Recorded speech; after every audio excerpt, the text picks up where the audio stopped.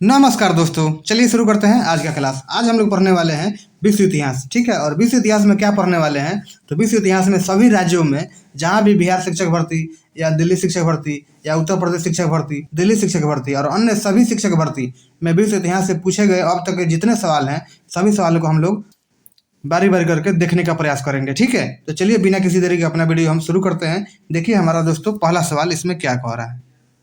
France की क्रांति से संबंधित बुद्धिजीवी कौन थे। ठीक है, ये सवाल आपके 68 में बीपीएससी टीआरई में पूछा गया है। ठीक है, बताइए इसका आंसर क्या होगा। ऑप्शन ए में है रूसो थे, बी में मोंटेस्क्यू थे, सी में वाल्टेयर थे, डी में एक से अधिक। तो इसका आंसर क्या हो जाएगा आप लोग बताइए। तो देखिए दोस्तों, फ्रांस की क्रांति जो हुआ था उसमें बुद्धिजीवियों की बात करें तो तीनों आदमी का बराबर बराबर योगदान था। ठीक है, रूसो ने क्या लिखा है, सामाजिक संविदा लिखा है। मोंटेस्क्यू ने शक्ति के पृथक्करण का सिद्धांत दिया है। वाल्टेयर के बारे में भी हमने आपको पढ़ा दिया है। ठीक है, तो इसका आंसर क्या हो जाएगा। ऑप्शन डी नंबर इसका राइट आंसर हो जाएगा। ये बात आप लोग याद रखिएगा। चलिए ये हम एमसीक्यू करा रहे हैं, इसीलिए ज़्यादा डिस्कशन पर हम ध्यान नहीं देंगे। ठीक है, इसका आपको अगर थ्योरी का क्लास देखना होगा तो जाके प्लेलिस्ट जरूर देख लीजिएगा। थ्योरी का क्लास फ्रांस की क्रांति या विश्व इतिहास का सभी थ्योरी का क्लास इसे चैनल पर करा दिया गया है। ठीक है, तो आप लोग पूरा प्ले लिस्ट जरूर देख लीजिएगा। देखिए दोस्तों, आज का हमारा दूसरा सवाल इसमें क्या कह रहा है। फ्रांसीसी क्रांति के दौरान की गई शिकायतों की सूची को किस रूप में जाना जाता था। यानी फ्रांसीसी क्रांति में अगर कोई आदमी राजा से शिकायत करता है तो उसको हम किस रूप में जानते थे, उसका क्या नाम होता था। ठीक है, ऑप्शन ए में देखिए लेटर्स द कैचेट, बी में लेटर्स द डोलियस, सी में केहियर्स द डोलियस और डी में केहियर्स द कैचेट। इसका क्या आंसर होगा आप लोग बताइए। तो देखिए लेटर्स द कैचेट जो था इसका मतलब यह होता है कि फ्रांस की क्रांति में अगर किसी व्यक्ति को गिरफ्तार करना होता है तो लेटर्स द कैचेट का प्रयोग करते हैं। ठीक है, और इसका right answer option C number हो जाएगा।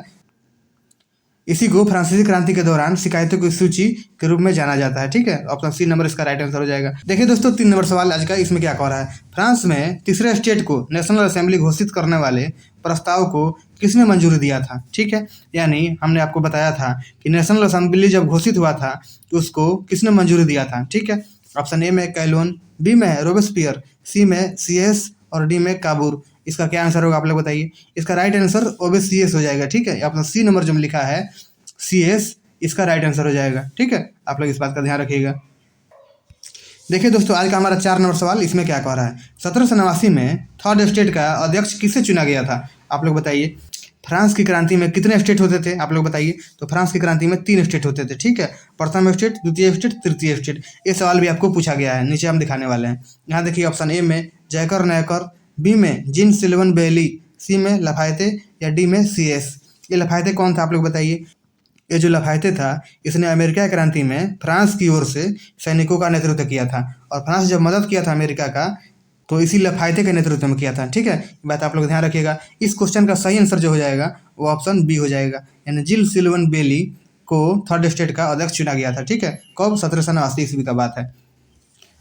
आज का 5 नंबर सवाल देखिए दोस्तों, इसमें क्या कह रहा है। ब्रिटेन को हराने के लिए फ्रांस ने डैश को स्वतंत्र बनाने हेतु मदद किया था। यानी फ्रांस ने किसका मदद किया था। अभी हमने आपको ऊपर का सवाल में इसका आंसर बताया था।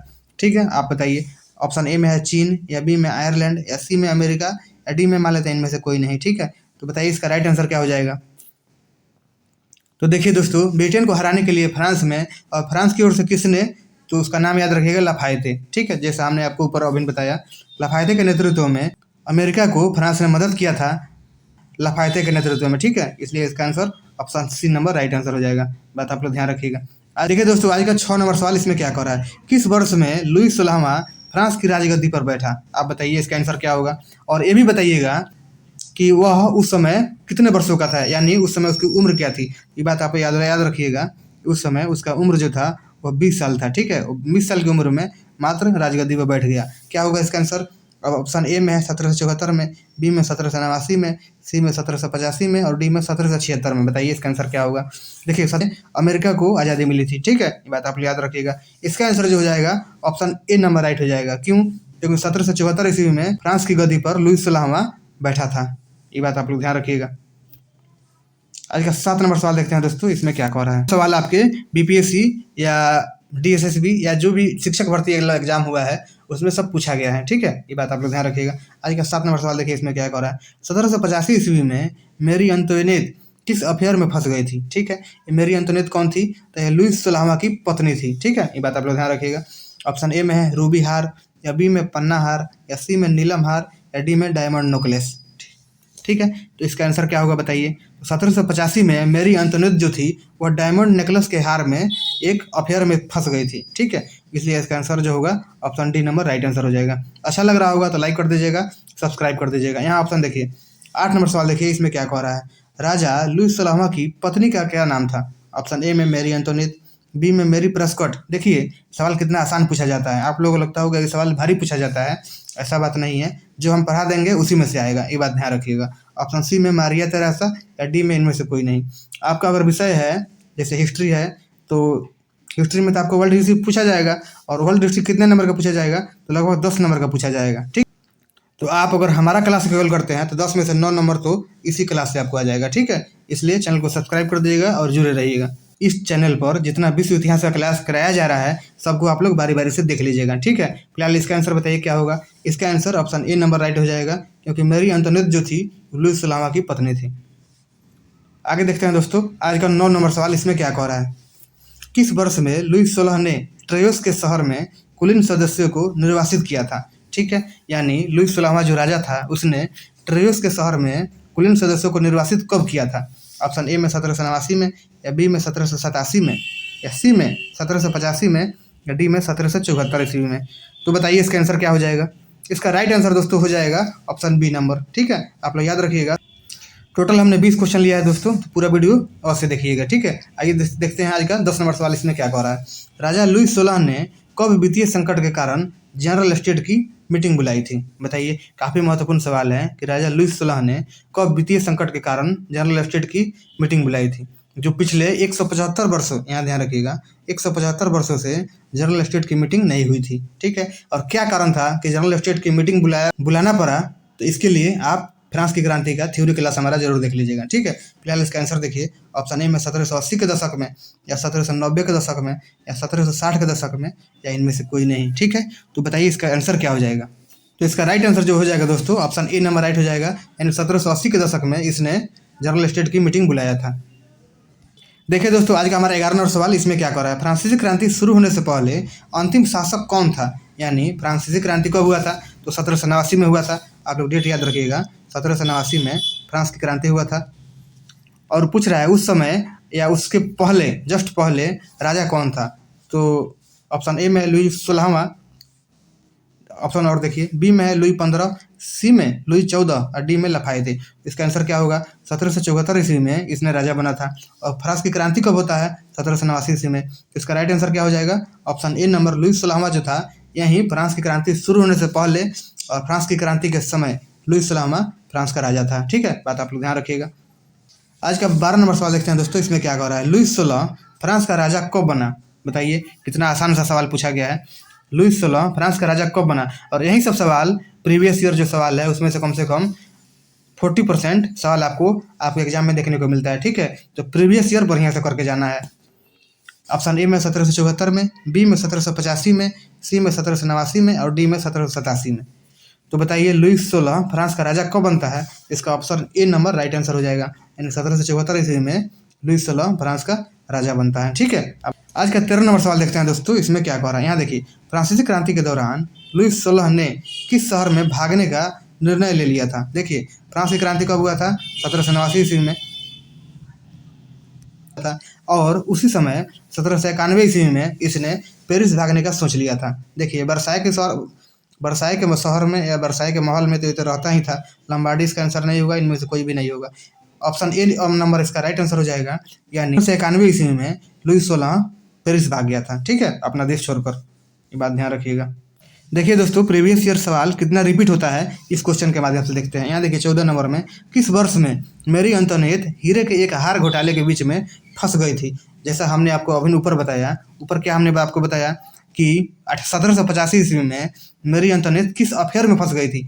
उसका आंसर क्या होगा, उसका आंसर हो जाएगा एक हार के घोटाले में। लेकिन यहाँ पे पूछ रहा है कि किस वर्ष में।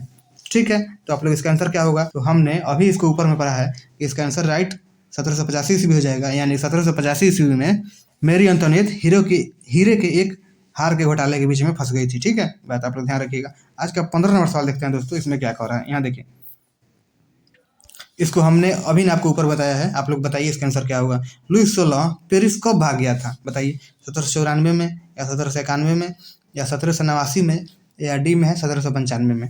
बताइए इसका आंसर क्या होगा। तो लुई 16 अभी हमने आपको बताया कि 1789 में फ्रांस की क्रांति हुआ और 1791 ईस्वी में जब पेरिस भाग गया था। ठीक है, डर के मारे फिर अब जनता हमको फांसी जरूर दे देगी। ये दोस्तों आज का 16 नंबर सवाल इसमें क्या कह रहा है, फ्रांसीसी क्रांति के कारणों के संबंध में कौन सा कथन गलत है। ठीक है, इसमें गलत हमको पहचानना है।